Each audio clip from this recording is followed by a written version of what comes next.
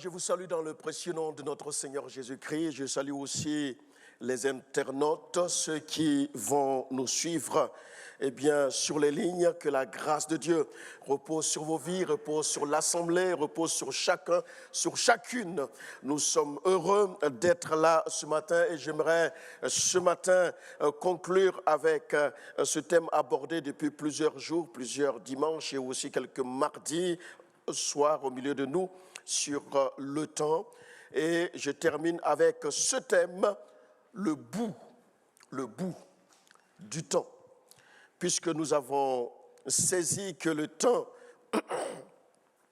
a été donné finalement en notre faveur pour que nous puissions mettre en règle ce qui est à mettre en règle parce que nous ne restons pas éternellement dans le temps. Le temps passe, mais Dieu reste. Amen. Je vous invite dans une première lecture, 1 Roi chapitre 17, 1 Roi chapitre 17, 1 Roi chapitre 17, verset 1er. Élie le Tishbite, l'un des habitants de Galade, dit à Akab, « L'Éternel est vivant, le Dieu d'Israël, dont je suis le serviteur. Il n'y aura ces années-ci ni rosée ni pluie, sinon à ma parole. » Et la parole de l'Éternel fut adressée à Élie en ces mots. « Pars d'ici, dirige-toi vers l'Orient et cache-toi près du torrent de Kérit qui est en face du Jourdain. Tu boiras de l'eau du torrent et j'ai ordonné aux corbeaux de te nourrir là. J'ai ordonné aux corbeaux de te nourrir là. » Il partit et fit selon la parole de l'Éternel et il alla s'établir près du torrent de Kérit qui est en face du Jourdain. Les corbeaux lui apportaient du pain et de la viande le matin et du pain et de la viande le soir. Et il buvait de l'eau du torrent. Mais au bout d'un certain temps, le torrent fut à sec, car il n'était point tombé de pluie dans le pays. Mon thème est tiré de ce verset 7, mais au bout d'un certain temps, le torrent fut à sec. Celui qui a prophétisé, Élie lui-même, va vivre le résultat de sa prophétie. Va vivre comme quoi il est plus que jamais concerné dans ce qu'il a proclamé, puisqu'il a dit qu'il n'y aura ces années-ci, ni rosée, ni pluie, sinon à sa parole. J'aimerais zoomer ma pensée sur le fait que Élie, au bout d'un certain temps, va tout à nouveau recevoir les recommandations du Seigneur pour passer à une autre étape. Finalement, le bout du temps, le bout de temps marque la fin d'un temps. Ça marque la fin d'une saison. Ça marque la fin d'une période. Je parle à l'Église et je parle à vous, chers amis, qui me suiviez de par les ondes. Le bout du temps annonce une forme de libération, de délivrance, un franchissement, un accomplissement de quelque chose et le début d'une autre. Et en réalité, notre vie est faite de cette manière-là. Comme nous avons médité les textes d'Ecclésiaste 3, il y a un temps pour toute chose, ou chaque chose en son temps. Et en réalité, le texte va nous amener dans ces minutes à suivre, à rester dans un domaine que Dieu va vouloir nous révéler. Et je vais prier, je vais croire, tout en parlant, tout en prêchant, que votre sensibilité va s'augmenter au fur et à mesure pour que vous saisissiez ne serait-ce qu'une pépite de cette réalité-là. Votre famille, ton couple, avec tes enfants, ta vie de famille élargie, ton église, tes relations avec tes collègues ou avec ton voisinage. Parce qu'il y a des étapes dans le temps. Et quand on ne suit pas et on n'est pas sensible à cela, du jour au lendemain, on se dit, ben, tiens, un tel a changé. Ou bien on a une expression toute faite, il a changé du jour au lendemain. On dit en ce moment, dans la période que nous traversons, que mon fils aurait grandi d'un coup. Et c'est moi en premier qui le dis. C'est vrai qu'il a grandi d'un coup, mais en fait, il n'a pas grandi d'un coup. Ce serait autre chose. Il y a eu un processus. Mais tout s'est fait dans le temps. Mais tout d'un coup, on a trouvé que le temps a été comme accéléré, comme précipité, et on a eu l'impression que ça sort. Non, il y a quelque chose de fort à retenir dans ce que je vais développer. Vous savez, c'est la révélation de la parole de Dieu qui nous fait prendre conscience des enjeux du temps. Je vous ai dit récemment que le temps, ce n'est pas de l'argent. Le temps, c'est la destinée. On ne court pas après cela. Parce que vous ne rattraperez jamais. Le temps s'effile à une vitesse. Et c'est à moi, dans ce fil du temps, de saisir et de comprendre qu'est-ce que je vais en faire. Donc les enjeux sont énormes. Les enjeux me concernent tout ce qui m'entoure. Une parole de Dieu précise, à un moment précis de ta vie, peut être un véritable indicateur de changement de saison de ta vie. Ce n'est pas le temps qui change nos saisons. C'est nous qui, dans le temps, changeons nos saisons. Si je décide, en cette année académique, d'aller plus loin avec le Seigneur, si je décide, en cette année académique qui s'ouvre devant moi, de dire, Seigneur, j'aimerais et je souhaite et je mettrai tout le paquet pour grandir dans l'intimité avec toi, Dieu est déjà prêt. Et ainsi, les temps, les circonstances, les situations te permettront de rentrer dans ce que tu veux, puisque c'est le désir du Seigneur. Psaume 37, fais de l'Éternel. Vous voyez, c'est tellement, tellement important. Nous sommes des transporteurs des grâces différentes pour enrichir les personnes qui nous entourent. Ne pensez jamais que la grâce ou les grâces, l'onction, qui, pour ma part, si vous vous rappelez, par définition, est la capacité surnaturelle à faire quelque chose de la part de Dieu. L'onction est pour vous. Ne pensez jamais à cela. Que l'onction reçue est pour vous. La grâce que tu as reçue, si tu es le seul ou la seule dans ta famille à ne pas à avoir connu le Seigneur et qu'il y a un grand nombre qui n'a pas encore fait le pas, ce que tu reçois comme grâce, révélation, connaissance, capacité à témoigner, ce n'est pas pour toi. C'est pour ta famille, c'est toujours pour les autres. L'Église est implantée dans une ville, ce n'est pas pour elle-même, c'est pour la ville. Le pasteur est conduit dans une église, ce n'est pas pour lui, c'est pour l'Église. Nous sommes et nous serons toujours que des instruments, une fois après avoir accompli l'œuvre de maître, inutiles. Des instruments inutiles entre ses mains. Pourquoi je dis que l'onction n'est pas pour nous?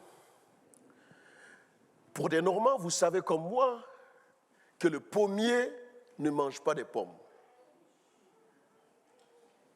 Non? Bon. Il y a quelques Africains du monde asiatique au milieu de nous. Le manguier ne mange pas de mangue. Bon, ça passe toujours pas, Seigneur. Je vais aller en Basse-Normandie, si ça se dit toujours. Le cerisier ne mange pas de cerises. Ça paraît juste. Pourtant, le manguier produit des mangues. Ce que tu as reçu, c'est pour les autres. C'est dans le temps que tu peux capter ça. Ce que tu as reçu, c'est pour les autres. on émone, on taille, on prend soin du pommier pour qu'il porte des pommes, mais c'est toujours pour les autres. Vous ne verrez jamais quelque part dans nos vergers, là, un pommier en train de crier « J'ai envie de manger des pommes ». Frères et sœurs, l'évangile de Matthieu, chapitre 10, verset 40, dit ceci. « Celui qui vous reçoit, me reçoit. Et celui qui me reçoit, reçoit celui qui m'a envoyé. » Évidemment, si le pommier ne mange pas de pommes et que moi je mange des pommes, je sais que les pommes sortent du pommier. Par le fait que je mange ces pommes-là, va m'amener en bonne conscience de prendre soin du pommier. Sinon, je ne mangerai plus de pommes. Ce n'est pas un cours d'écologie que je donne ou de botanique, mais le principe est tellement profond que je ne peux pas faire autrement. De comprendre que ce que le Seigneur me donne, si je ne donne pas, il ne me donnera plus. Ou si j'utilise mal ce qu'il me donne, non seulement j'ai des comptes à lui rendre, mais en plus de cela, je risque de ne plus produire les fruits dignes de ce nom, rester que de feuillage. Au verset 41 de Matthieu dit toujours, celui qui reçoit un prophète en qualité de prophète recevra une récompense de prophète. Celui qui reçoit un juste en qualité de juste recevra une récompense de juste. En fait, l'évangile ici est en train de nous inciter à la reconnaissance de qui nous recevons. Alors, si c'est vrai pour les choses de Dieu, c'est l'est aussi pour les choses qui ne sont pas de Dieu. Si tu reçois le juste, tu recevras la récompense du juste. Mais c'est aussi vrai, si tu reçois l'injuste, tu reçois la récompense de l'injuste. Si tu reçois ce qui n'est pas de Dieu, la récompense sera ce qui n'est pas de Dieu. Seigneur, que ta grâce repose sur l'auditoire. Ce qui t'empêchera de rentrer dans ta nouvelle saison, c'est ce que j'ai appelé l'isolant de l'onction. En Normandie, et en ce moment, on a une campagne pour nous encourager à tous ces aspects liés au bâtiment, et c'est avec raison, oui. L'isolant de l'onction. L'isolant de l'onction, ce sont les inconsidérations. Ce sont les familiarités. Ce sont les non-respects, reconnaissance de ce qu'on a reçu. Qu'as-tu que tu n'aies reçu? Et si tu l'as reçu, pourquoi te comportes-tu comme si tu n'as pas reçu? Mais Jésus leur dit, un prophète n'est méprisé que dans sa patrie, parmi ses parents et dans sa maison. Il ne peut faire là aucun miracle. Ici, ce n'est qu'il imposa les mains à quelques malades et les guérit. Le problème du maître, de Jésus, ce fut dans sa propre patrie, dans sa propre contrée, dans son QG, son quartier général. C'est là où les choses ont été compliquées, où il n'a pas pu faire autant de miracles comme il aurait souhaité. Je pense de tout mon cœur que le véritable homme de Dieu court après les intérêts de Dieu. Le véritable enfant de Dieu court après les intérêts de Dieu. Dieu a un intérêt. Et pour puiser son intérêt, il a tout placé en toi, misé en toi. Il compte sur toi pour fructifier. Et l'un de ses premiers intérêts, c'est de permettre que tu sois un instrument entre ses mains pour le témoignage de tous les jours de ce qu'il a fait en toi, ce qu'il fait et ce qu'il fera. Sais-tu pourquoi on t'appelle chrétien? C'est pour que tu témoignes de Christ, de ce qu'il est dans ta vie. Pour venir à notre texte, Élie n'est pas devenu l'ami du corbeau. Et le corbeau n'est pas devenu le Dieu d'Élie. Sa relation était juste une relation de pain et de viande. Celui qui a créé la connexion entre Élie et les corbeaux, c'est Dieu lui-même. Mes amis, nous sommes dans un contexte juif. Le corbeau est un animal impur. Le corbeau est un animal impur. Et c'est cet animal, cet oiseau impur que Dieu utilise pour nourrir son serviteur. Laisse-moi te dire ce matin que Dieu est capable, au-delà de ta connaissance, d'utiliser ce qui est impur pour te bénir. Élie a prononcé une parole. La parole se met en exécution. Plus rien à boire ni à manger. Le rendez-vous est fixé dans le torrent de Kérit. Et à cet endroit, quelque chose devrait se passer. Et Dieu a donné rendez-vous au corbeau de venir nourrir. J'encourage tout un chacun. Sortons de nos traditions dites religieuses. Même si ce corbeau était impur, il va donner à manger à un homme pur. Cela m'amène dans un contexte qui n'est pas mon propos ce matin, que la Bible appelle les richesses injustes. Nous ne parlerons pas de ça ce matin. Si tu n'es pas d'accord, laisse-moi te dire, est-ce que celui qui t'a pris en stage est un chrétien? Celui qui t'a vendu ta voiture, était-il un chrétien?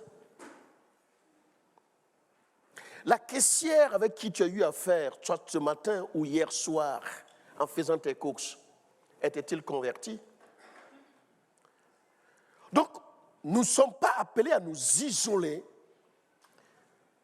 mais à côtoyer, pur, juste que nous sommes par Jésus, à côtoyer ce qui est impur, ce qui est injuste, en face de nous. Et si j'ai compris cela, le temps qui passe sous mes yeux est compté. Dans ta nouvelle saison, là où tu vas rentrer, les fonctionnements habituels sûrement changeront. La poussière religieuse disparaîtront et je peux dire amen à cela. Il y a des choses, tu n'as pas le choix que de changer. Pour les jeunes, tu as sûrement acheté une nouvelle chaussure. Tu as sûrement acheté un nouveau polo ou un chewing, je ne sais rien. Pas parce que tu as envie seulement de la nouveauté, mais tu grandis, n'est-ce pas? C'est valable. Dans la vie spirituelle, il y a une progression voulue et une progression involontaire. Qui voit sa courbe de croissance ou de largesse au fil des secondes? Mais le constat se fera à un moment donné. À aucun moment, Élie n'est devenu ami des corbeaux. Je serais curieux de savoir qu'est-ce que les corbeaux disaient à Élie quand ils arrivaient avec la viande, avec le pain. Et autre question, mais où est-ce qu'ils trouvaient le pain? La viande, comment ils faisaient ces animaux-là pour venir déposer au pied d'Élie? Est-ce qu'il y avait une salutation préalable? Bonjour, c'est moi, je suis venu de la part de Dieu pour te donner à manger. Qu'est-ce qui se fait? La scène dans ma tête est comme tiraillée, mais je ne m'arrête pas à cela. Je sais une seule chose, Élie mangeait le matin, il mangeait le soir. Église de Jésus-Christ, je crois que Dieu est disposé à nous bénir, à nous relever, à nous donner de cerner qu'il est le même, il n'a pas changé. Le Dieu qui a prophétisé cette année de sécheresse, c'est le même qui donne à manger. On pourrait penser qu'il est injuste parce que Élie n'était quand même pas le seul concerné. Dans cette histoire de sécheresse, il y avait toute une population, il y avait toute la zone d'Akab. Comment Dieu s'est préoccupé à leur égard? Élie, dans sa nouvelle saison, a appris que son Dieu n'est pas seulement le Dieu du feu qui consume ou qui tue par sa toute-puissance, mais il est le Dieu qui est capable de commander des corbeaux à le nourrir. Dans ta nouvelle saison, laisse-moi te dire ceci et j'espère que tu comprendras. Dans ta nouvelle saison, il faudrait apprendre à fuir toute église qui adore les corbeaux. Ça veut dire quoi? Il faudrait apprendre à discerner tout enfant de Dieu qui adore le corbeau. Tout nous attire à être reconnaissant au corbeau. Ah, merci de m'avoir donné. C'est pour ça que j'admire le silence en matière linguistique entre le corbeau et Élie, parce qu'il n'y en a pas. Parce qu'il n'y a pas de rapport. Parce que les corbeaux n'étaient qu'un instrument. Et c'est ce qui va se passer là, à ce moment précis. Il y a des moments, il ne faut pas donner la reconnaissance à quelqu'un d'autre qu'à ton Dieu. Le corbeau ne savait pas que quelqu'un était de l'autre côté, s'appelait Élie. Mais Élie savait que là où il allait se trouver, Dieu l'enverrait des corbeaux pour le nourrir. Et au bout d'un certain temps, le torrent fut à sec. Au bout du temps, tu vivras ta propre prophétie. Tu vivras tes propres déclarations. Le corbeau a apporté les grâces de Dieu, mais ce n'est pas pour autant qu'il a été délisté des animaux impurs, puisqu'il a accompli une mission, puisque c'est un envoyé. Impur qu'il est, on va gommer son impureté et on mettra comme étant dorénavant un oiseau pur. Le corbeau est resté corbeau, Élie est resté Élie.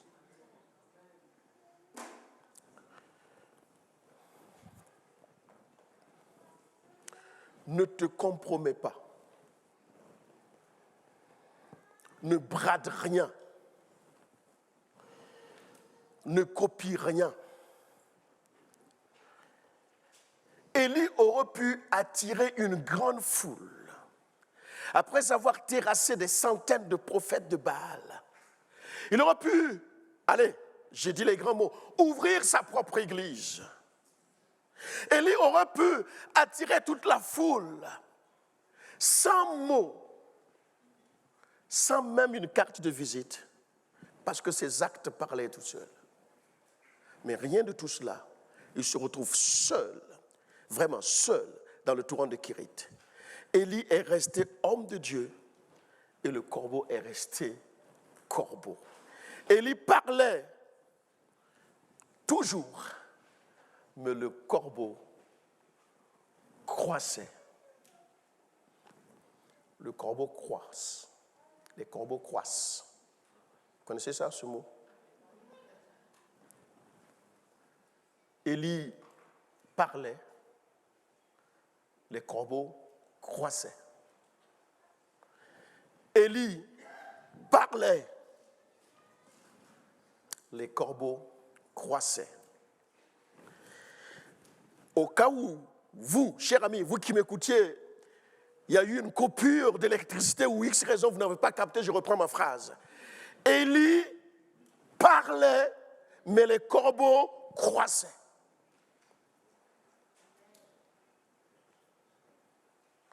Il y a ceux qui parlent dans ta vie et il y a ceux et celles qui croissent dans ta vie.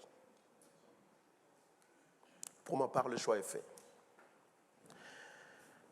J'aimerais terminer. Frères et sœurs,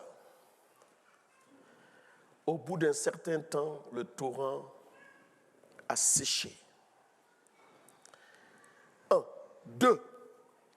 Les corbeaux ne viennent plus. Mais Dieu va continuer. Dieu va continuer. Dieu va continuer à nourrir son enfant. Plus de corbeaux, plus d'eau, mais Dieu va continuer. Non, tu n'as pas compris. Plus de corbeaux, plus d'eau, mais Dieu va continuer. Cette parole est pour toi. Cette pensée est pour toi. Et tu es assez responsable et intelligent pour la méditer à une autre fois. Au verset 8, alors la parole, toujours du même texte de l'Éternel, lui fut adressée en ces mots, lève-toi, va à Sarepta, qui appartient à Sidon, et demeure là. Voici, j'ai ordonné une femme veuve, de te nourrir. Il se leva et il s'en alla à Sarepta. Une des dernières vérités de ce texte que j'aimerais sortir pour que nous terminions. Plus de torrents, plus de corbeaux, et Élie a entendu Dieu. Tu as compris? C'est au milieu du manque qu'il a entendu Dieu. Nous ne réagissons pas toujours comme ça. Élie aurait pu dire, après avoir tué des prophètes de Baal, qu'est-ce que c'est que tuer un corbeau et en manger? Puisque tu n'es pas venu avec la viande aujourd'hui, je veux faire ta fête. Non. Même dans l'abondance, non seulement il entendait, dans la disette, il entendait Dieu. Plus d'un au milieu de nous se serait fâché. Seigneur, je ne comprends pas, je parle de ta part, les choses sont plausibles, ça s'accomplit, et là je vis le manque. Je vis ce qui arrive à monsieur, madame, tout le monde, qu'est-ce qui se passe? Et Élie se leva et il s'en alla, il alla à Sarepta. Il arrive dans cette contrée avec une femme veuve, vivant encore le deuil de son mari. La situation est pénible, il n'y a pas assez à manger. Au bout d'un certain temps, ça ne sera plus la même nourriture.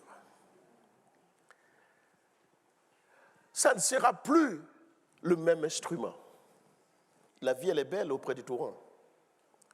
Mais dans la maison d'une veuve qui n'en a pas et qui s'attend à l'homme de Dieu surtout, c'est pas pareil. Ce n'est plus un corbeau. Avez-vous remarqué? Ce n'est pas le même lieu, ce n'est pas la même nourriture, ce n'est plus un corbeau. Mais il reste quelqu'un qui est toujours le même. C'est le même Dieu et c'est le même homme de Dieu. Donc l'affaire continue, l'affaire progresse. Les miracles qu'Élie a expérimentés dans sa vie sont devenus des catalyseurs de son courage. Il fallait être courageux pour solliciter de quoi manger à une veuve qui n'en a pas. La saison dans laquelle tu vas rentrer tiendra compte de ton futur. La saison dans laquelle tu es en train d'entrer tiendra compte de ton futur. Ce qui fait que ce que tu dis et ce que tu poses aujourd'hui construit ton futur. Que ce soit au plan professionnel, ecclésial, relationnel. Ce que tu bâtis là maintenant est une forme de construction pour ton futur. Les jeunes et les moins jeunes, ou encore les plus jeunes, tes premières réactions en classe face à tes profs, même les matières que tu aimes le moins, va déterminer les notes qui vont suivre, ne serait-ce qu'à 40 à 50%. Si déjà le premier jour, la réflexion du prof d'histoire géo t'a fait renfermer sur toi, à coup sûr, puisqu'il t'a fait une réflexion désobligeante, tu risques d'avoir un blocage sur l'histoire géo, alors que l'histoire, elle est belle. Tu risques de ne pas investir et te retrouver avec des notes limites, condamnant ainsi ton premier trimestre, ton second et le troisième. Et tout commence comme ça. Alors, je t'encourage à comprendre la pensée de ce matin, parce qu'en réalité, chaque phrase que j'ai sortie équivaut à une demi-heure de réflexion.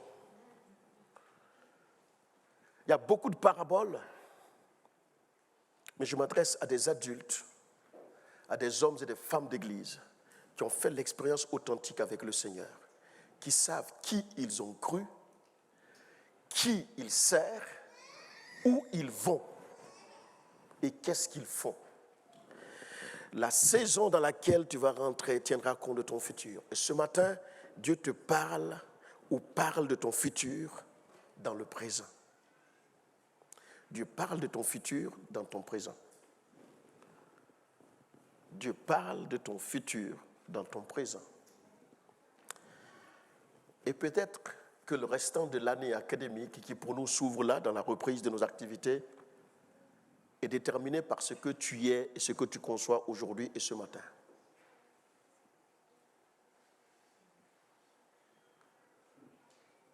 Que le Seigneur nous fasse grâce. Je ne sais pas quelle était la consistance de la viande et du pain que le corbeau donnait, mais si c'est dans ce sens, si c'est moi le corbeau ce matin, prends-en et mange. Seigneur, je te bénis pour ta parole. Je te rends grâce pour sa profondeur. Nous savons qu'il y a un temps marqué pour toutes choses. Que dans ce temps marqué, je ne passe pas à côté. Je reconnais le temps dans lequel tu nous visites, tu me visites. Nous sommes devant toi parce que tu es notre Dieu. En dehors de toi, il n'y a point d'autre. Et nous n'irons nulle part ailleurs, sinon qu'à toi. Parce que, comme disaient quelques-uns avant nous, c'est toi qui as les paroles de la vie éternelle. Nous sommes sous ton regard et merci de nous bénir en ce jour par ta parole. Amen. Dieu vous bénisse.